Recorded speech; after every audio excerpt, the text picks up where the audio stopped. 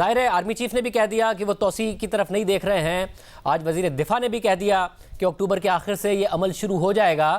مگر اس کے باوجود تحریک انصاف یہ کہہ رہی ہے کہ ہماری تیاری پوری ہے, ہم اسلام آباد آ رہے ہیں, اور 29 نومبر سے پہلے اگر انٹرم گورنمنٹ آ گئی تو پھر کیسے یہ تعیناتی ہوگی. تو بھائی صاحب, آپ اناؤنسمنٹ تو آرمی چیف نے بھی کر دی, آپ کی طرف سے بھی ہو گئی, مگر عمران خان صاحب ایک تو حلف لے رہے ہیں, کل انہوں نے پشاور میں لیا, آج لاہور میں اپنے کارکنوں سے لیا کہ آزادی تحریک کے لیے جو جہاد ہے اس کا نام دیتے ہوئے کہ کوئی بھی قربانی دینے سے دریغ نہیں کریں گے. پھر آج فواد چودھری صاحب نے بھی کہا کہ اس سے پہلے اگر انٹرم گورنمنٹ آ گئی تو نیا آرمی چیف تعینات نہیں ہوگا. پھر آج خان صاحب نے بھی کہا کہ رانا ثناء اللہ میں کیسے روک لے گا, حکومت کیسے روک لے گی, چاروں طرف ہماری حکومتیں, پنجاب, خیبر پختونخوا, آزاد کشمیر. تو وہ ابھی بھی کانفیڈنٹ ہیں کہ آرمی چیف نے نہ لینی ہو توسیع, آپ نے نہ دینی ہو توسیع, مگر توسیع ہو سکتی. دیکھیں, جہاں تک ساری بات کا تعلق ہے, یہ آج جو نیوز رپورٹس آئی ہیں کہ آرمی چیف نے یہ کہہ دیا ہے کہ کوئی ایکسٹینشن نہیں ہوگی, یہ بہت خوش آئند بات ہے کہ کم از کم اس ایشو پر کلیئرٹی آ گئی. ورنہ روز اسپیکولیشن جاری تھی کہ ایکسٹینشن ہو رہی ہے, دوسری ایکسٹینشن ہو رہی ہے, اس پر لوگ بحث کر رہے تھے. اب پرائم منسٹر کا حق ہے کہ کسی وقت بھی آرمی چیف کی, نئے آرمی چیف کی تعیناتی کر دیں اور بات ختم ہو جائے گی. اس ملک کی سیاست کا محور آرمی چیف کی اپوائنٹمنٹ نہیں ہونا چاہیے, ملک کے معاملات سیاست کا محور ہونے چاہیے, اور آج ملک کے حالات بہت تشویشناک ہیں. ویسے وہ درست ہے, مگر مسئلہ ہے کہ آپ نے تجویز دی تھی, آپ نے کہا تھا کہ جلدی ہو جائے کر دیں. اب خواجہ آصف صاحب کہہ رہے ہیں کہ نواز شریف صاحب کی ایک روایت ہے جو انہوں نے رائل شریف کے کیس میں بھی کیا, اور تو اس مہینے کے آخر سے یا اگلے مہینے کے شروع سے یہ معاملہ شروع ہوگا. اور وہ یہ بھی کہہ رہے ہیں کہ جب تک مرچیں لگنے دیں عمران خان کو, تو خان صاحب کی وجہ سے نہیں کر رہے ہیں, کسی اور وجہ سے نہیں کر رہے ہیں. پھر اگر جب آپ چاہتے ہیں کہ فوری ہو جائے, آپ کہہ بھی چکے ہیں, پھر بھی نہیں کر رہی آپ کی حکومت. نہیں, خواجہ صاحب محاورتاً ایسی بات کرتے ہیں, ان کا اپنا ایک سٹائل ہے بات کرنے کا, لیکن یہ فیصلہ وزیر اعظم صاحب کے پاس ہوتا ہے.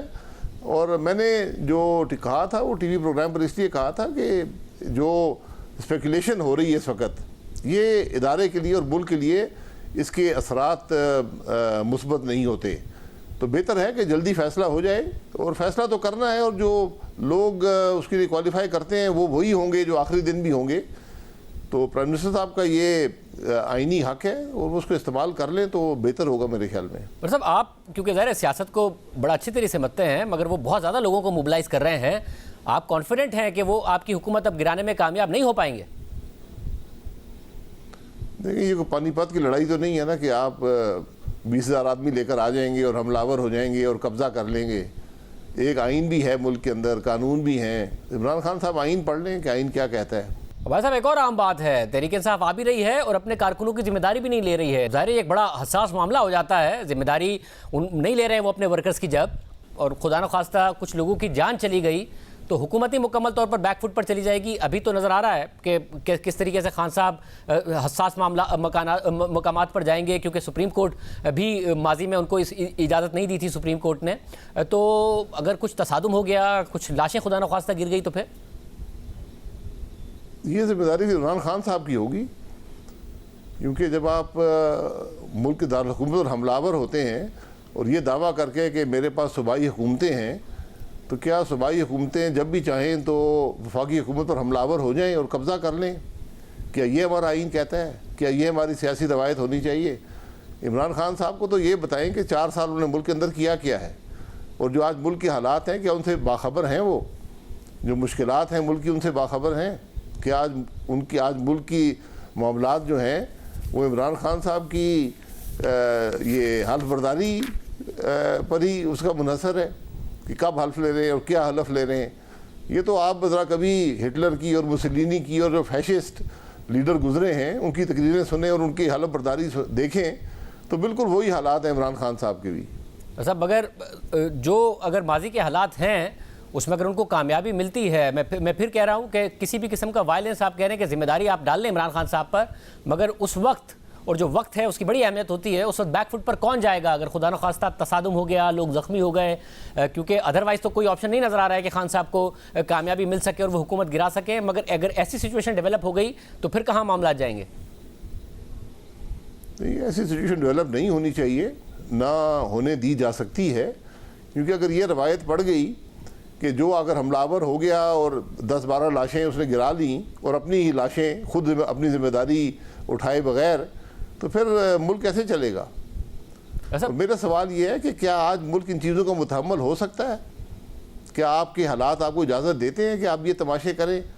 کیا آپ کا ملک آج ایک انٹرم گورنمنٹ کا متحمل ہو سکتا ہے 90 دن کی انٹرم گورنمنٹ کا؟ ویسا مگر اس میں مسئلہ ہے نا کہ پھر آپ لوگ بھی یہ تو نہیں چاہ رہے ہیں کہ 2018 میں جو کچھ غلط ہوا بس وہ انڈو ہو. آپ لوگ بھی یہ چاہ رہے ہیں کہ پھر عمران خان صاحب کے ساتھ بھی وہ ہو جو 2018 سے پہلے ہمارے ساتھ ہوا. مریم نواز صاحبہ تو کہتی ہیں کہ ان کے خلاف بھی کاروائیاں ہونی چاہیے, معاملات ہونے چاہیے. تو یہ جو 62 کے حوالے سے کل چیف جسٹس نے بھی کہا, یہ سنہری موقع نہیں ہے کہ نواز شریف صاحب بھی آئیں, عمران خان صاحب بھی ہوں اور معاملات آگے بڑھیں, بجائے اس کے کہ اب آپ لوگ یہ خواہش کر رہے ہو کہ عمران خان صاحب کی کسی بھی کیس میں ڈسکوالیفیکیشن ہو جائے. جی ہماری کوئی ایسی خواہش نہیں ہے, لیکن اگر عمران خان صاحب نے قانون توڑا ہے تو ان کو تو پھر جواب دہی کرنی ہوگی نا, ان کو جواب دینا ہوگا, اس کی ذمہ داری ان پر ٹھہرائی جائے گی. ہم نے تو کوئی جعلی کیس نہیں بنایا کسی پر, ہم نے کسی پر ہیروئن نہیں ڈالی, ہم نے کسی کو جیل میں نہیں ڈالا. تو ہم تو دیکھیں اگر کسی نے قانون توڑا ہے تو اس کو اس کا خمیازہ تو بھگتنا پڑے گا. مگر آپ یہ بہتر سمجھتے ہیں کہ اگر یہ 62 کے حوالے سے جو چیف جسٹس نے کہا ہے اس کے تحت اگر تاحیات نااہلی کا معاملہ ختم ہوتا ہے, ایک اشارہ ہی سمجھیے پارلیمنٹ کے ذریعے کسی بھی طریقے سے معاملہ ختم ہو تو آگے بڑھا جائے, کیونکہ دو ہی صورتیں ہو سکتی ہیں کہ یا تو عمران خان صاحب ڈسکوالیفائی ہو جائیں, پھر تحریک انصاف آپ کی بات مانے اور دونوں کو ہی راستہ ملے, عمران خان اور نواز شریف کو, یا پھر آپ پہلے ہی ان کی ڈسکوالیفیکیشن سے پہلے اس معاملے کی طرف آگے بڑھیں. دیکھیں اگر نواز شریف صاحب کی نااہلی غلط تھی, جو سپریم کورٹ کا حکم تھا, تو میں کم از کم بالکل نہیں چاہتا کہ ایسی ہی جو ناانصافی ہے وہ عمران خان کے ساتھ ہو. یہ تو ان ناانصافیوں کو ختم کرنے کا وقت ہے. جو صادق اور امین کی انٹرپریٹیشن سپریم کورٹ نے خود کی تھی, آج سپریم کورٹ کو اس انٹرپریٹیشن کو ختم کرنا چاہیے. اس کا اطلاق 10,000 درہم کی فیس نہ لینے پر, اس کو اثاثہ بنانے پر نہیں ہو سکتا.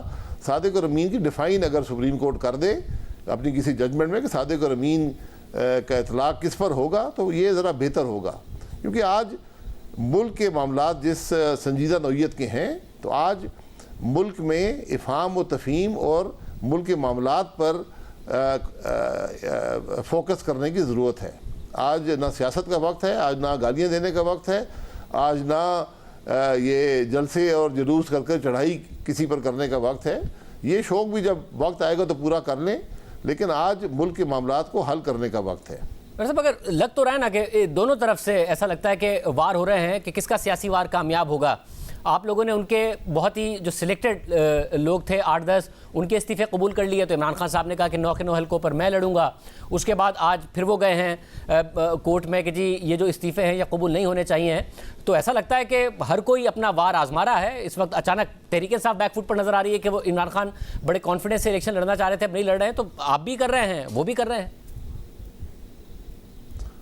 دیکھیں یہ سیاسی وار نہیں ہے. استعفے انہوں نے دیے تھے, الیکشن ہو جائے, اب استعفے نہیں دینا چاہتے ہیں تو استعفے واپس کہہ دیں ہم نہیں دینا چاہتے ہیں, آگے اسمبلی میں بیٹھیں, اپوزیشن کا رول ادا کریں, اسی سے ملک آگے چلتا ہے. اگر آپ کو پارلیمان کی جو بے توقیری عمران خان نے اور اسپیکر نے 4 سال کی ہے, اور پھر جب اپوزیشن میں بیٹھنے کا وقت آیا تو ایوان چھوڑ کر بھاگ کھڑے ہوئے اور آج سڑکوں پر بات کرتے ہیں, تو آئیں اسمبلی میں آ کر جو حقیقی جمہوریت کا فورم ہے وہاں پر آ کر بات کریں کہ اگر حکومت پرفارم نہیں کر رہی اس پر تنقید کریں, اپنی پرفارمنس کا ذکر کریں. یہی پارلیمانی جمہوریت ہوتی ہے.